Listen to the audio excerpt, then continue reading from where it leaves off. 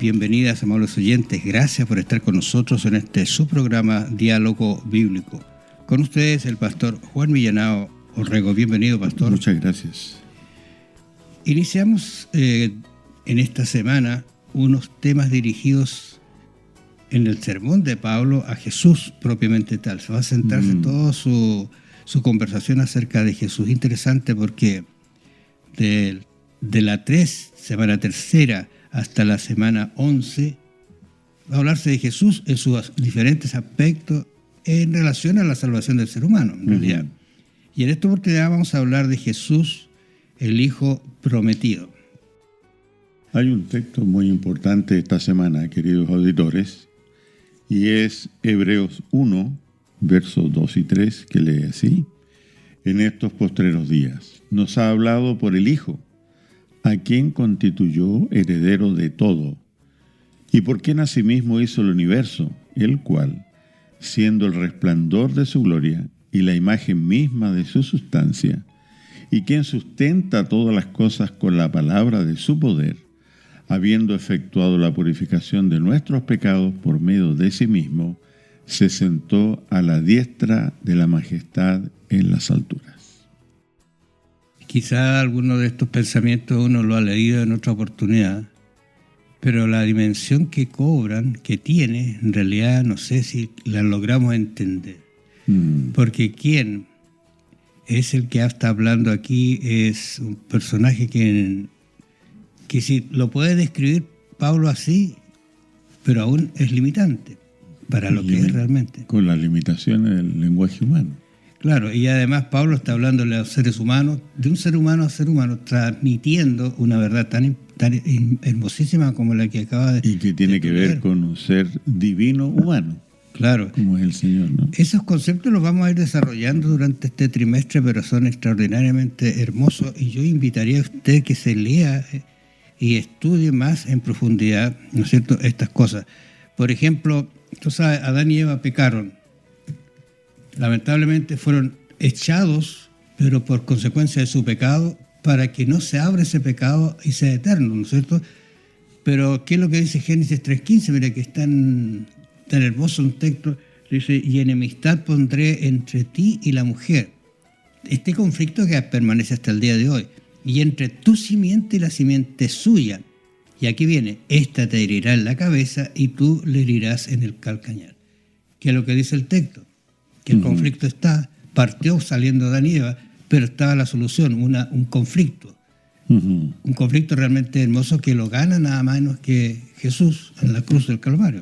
Ahora fíjate, Raúl, que al decir el texto en estos postreros días, nos está hablando de un ordenamiento temporal de este conflicto, de este plan de salvación también, cómo se va desarrollando. En este plan de salvación, dice, en estos postreros días nos ha hablado por el Hijo. Entonces, este versículo nos habla de dos cosas. Primero, que Dios sigue hablando. Y ninguno de nosotros debiera pensar de que ha pecado tanto o es tan malo o mala al punto de estar separado de Dios. Dios nos sigue hablando a nuestra conciencia, hablándonos acerca de la salvación. Claro, nos hace un diagnóstico también. Somos pecadores, pero también Él tiene la solución. Y en estos postreros días, en términos más técnicos, bueno, es el fin de la iglesia del Antiguo Testamento y el comienzo de la Nueva. Son los postreros días de los tiempos del Antiguo Testamento. Y entonces hay que entender de que cuando comienza esta nueva etapa marcada por la iglesia cristiana, ya no hay otra dispensación. La verdad es que en la Biblia hay 3 dispensaciones: los tiempos del Antiguo, del Nuevo Testamento y luego de la segunda venida, la tercera, los tiempos de gloria, el reino de gloria. Entonces, destaco esa frase postreros días que debe ser entendida en su contexto. Pero dice, nos ha hablado por el Hijo, antes habló por profetas, etc. Claro. Ahora hay una intensificación de la revelación divina. Dios habla, sigue hablando, pero su presencia ha sido intensificado al enviar al Hijo de Dios, que es de la misma sustancia que Dios. ¿Ya? Así que Dos cosas nos enseña este texto: continuidad de la revelación e intensificación de la revelación. Fíjate que tomando y recordando de Deuteronomio, cuando nos hablaba de estas mismas cosas, tú hablabas de estos postreros días del Antiguo Testamento, ¿no es cierto? Sí. Pero aquí hay una aplicación que uno podría hacer en Deuteronomio 4:30 en adelante. Dice: cuando estuvieres en angustia, primera cosa, y te alcanzaren todas estas cosas que Dios ya había dicho, especialmente en el capítulo 28, ¿te acuerdas? Bendición y maldiciones. Si en los postreros días te volvieres a Jehová, y aquí está la aplicación para nosotros, si en los postreros días te volvieres a Jehová tu Dios, y oyeres su voz, porque Dios misericordioso, Jehová tu Dios, no te dejará, ni te destruirá, ni te olvidará del pacto que juró a sus padres.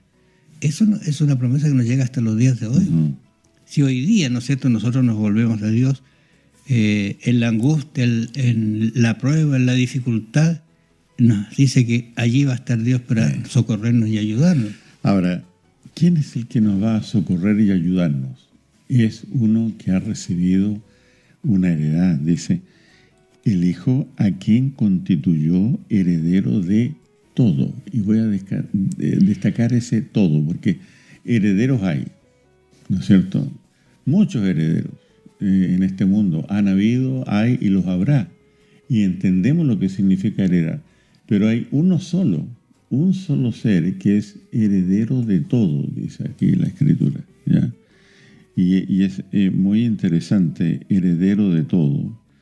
Y por quien asimismo hizo el universo. Fíjate que en todo esto hay una progresión. Si tú miras, son 7 pasos realmente. Primero, digamos, en esta progresión, este ser es un hijo nacido de una mujer, en primer lugar, ¿no? En segundo lugar, es heredero. En tercer lugar, es creador. En cuarto lugar, es el resplandor de la gloria divina, como nos dice el versículo, ¿no?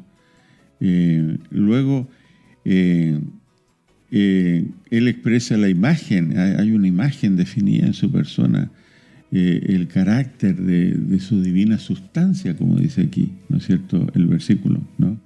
La imagen misma de su sustancia, dice el verso, ¿ya? Luego está el hecho de que sostiene la tela, digamos, inmensa del universo. Él es sustentador, dice, quien sustenta todas las cosas con la palabra de su poder. Y finalmente, algo extraordinario, todo ese poder, todas esas cualidades, toda esa vastedad que no cabe en nuestras mentes finitas, están al servicio del hombre pecador. Porque dice aquí el verso: habiendo efectuado la purificación de nuestros pecados. Si ya la tierra es un punto diminuto en el universo, ¿cuánto más nosotros pecadores lo somos? ¿No es cierto? Entonces, ha hecho expiación por el pecado del mundo, ¿no es cierto? Y esto creo que es el más estupendo trabajo que la divinidad ha hecho, porque nos asombramos con el universo, con los planetas, con todo ese orden. Nos llama la atención esos agujeros oscuros, bueno, toda una serie de cosas que estamos desentrañando poquito a poquito del universo. Pero cuando miramos a la cruz, allí está realmente la gloria de la cruz. La gloria en la Biblia no es algo resplandeciente, algo extraordinario. La gloria está en la humillación de la cruz. Esa es su obra más perfecta.